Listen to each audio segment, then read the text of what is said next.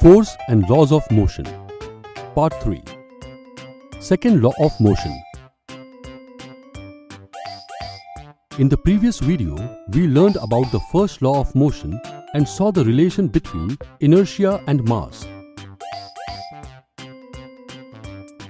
In this video, we will learn about the second law of motion and how it is represented mathematically.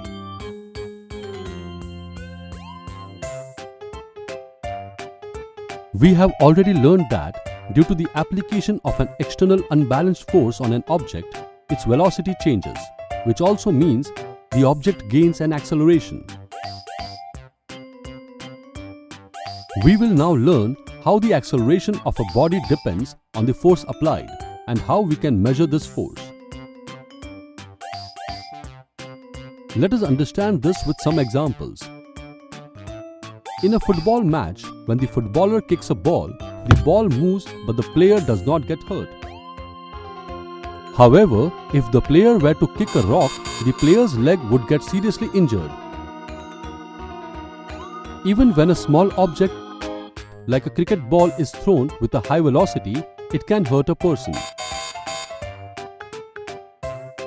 These examples suggest that the impact of an object depends on both its mass and velocity. This indicates there may exist a certain quantity that combines the mass and velocity of an object.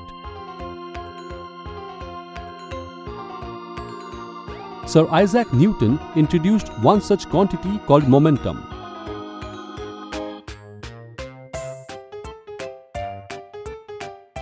Mathematically, the momentum p of an object is defined as the product of its mass m and velocity v.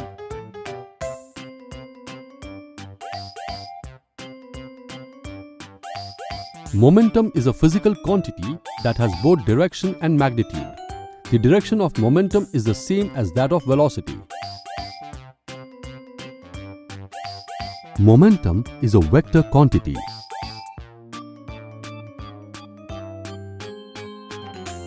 The SI unit of momentum is kilogram meter per second. We have already seen that the application of an unbalanced force brings a change in the velocity of an object. Similarly, according to the definition of momentum, we can say that the application of an unbalanced force will bring a change in the momentum of an object.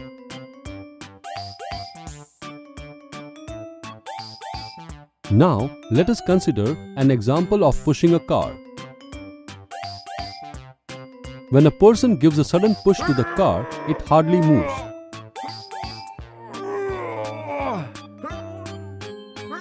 But if the person continues pushing for some time, the car may gradually gain some acceleration and start to move.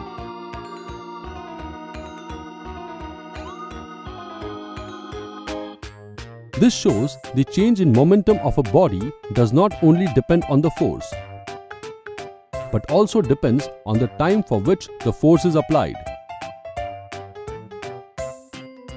That is, the force that needs to be applied to change the momentum of an object depends on the change of momentum with respect to time. Based on this concept, Newton proposed the second law of motion, which states that the rate of change of momentum of an object is proportional to the applied unbalanced force in the direction of force. Now, let us study the mathematical representation of the second law of motion. Let us consider an object of mass m is moving along a straight line with an initial velocity u. After the application of a constant force F throughout the time t, its velocity becomes v.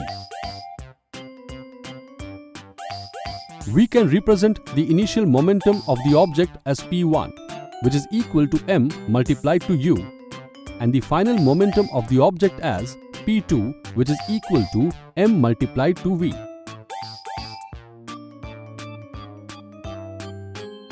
Therefore, the change in momentum will be equal to p2 minus p1, which can be written as m multiplied by v minus m multiplied by u.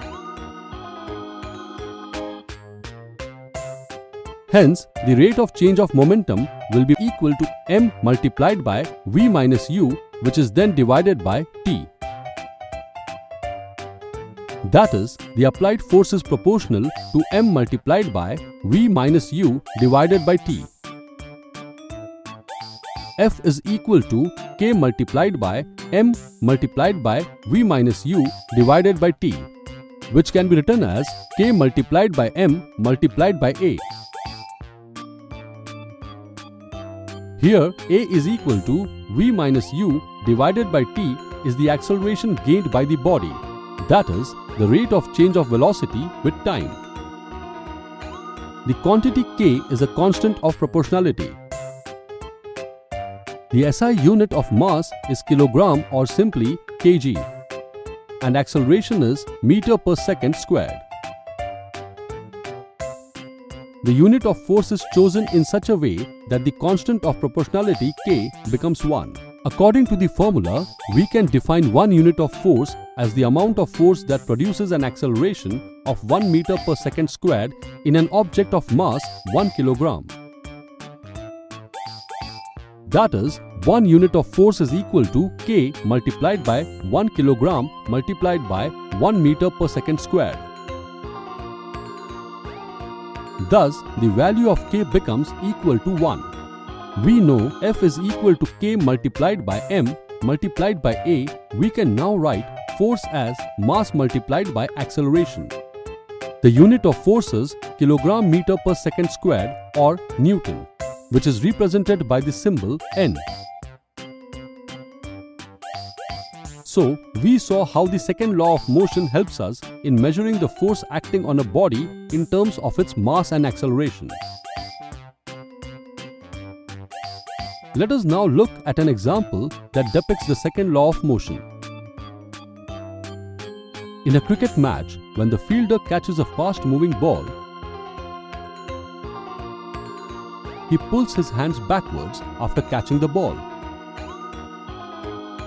This helps the fielder to increase the time span so that the velocity of the ball can be reduced to 0.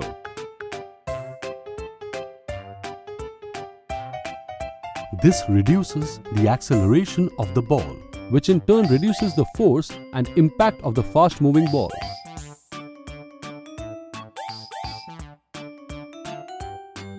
If the fielder stops the fast-moving ball suddenly, then the time span to reduce the velocity to 0 will be very small.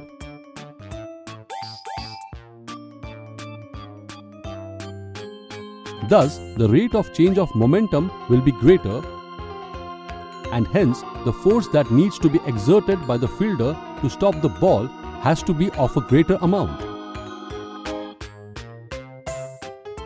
This impact may hurt the hands of the fielder. Similar examples can be seen in our everyday life. Can you think of any such examples? It is interesting to note that the first law of motion can be mathematically stated from the mathematical expression of the second law of motion. From the second law of motion, we know F is equal to m multiplied by a, or F is equal to m multiplied by v minus u divided by t, which can be written as F multiplied by t is equal to m multiplied by v minus u. From this equation, we may observe that when F is equal to 0, initial velocity u is equal to the final velocity v. That is, if no unbalanced force is applied, then the object will continue to move with uniform velocity u. Also, if the initial velocity is 0, then the final velocity will also be 0. That is, when no unbalanced force is present, an object at rest will continue to remain at rest. Hence, we saw how the first law of motion can be mathematically stated from the expression of the second law of motion. In this video, we learned about the second law of motion and its mathematical representation. In the next video, we will learn about the third law of motion.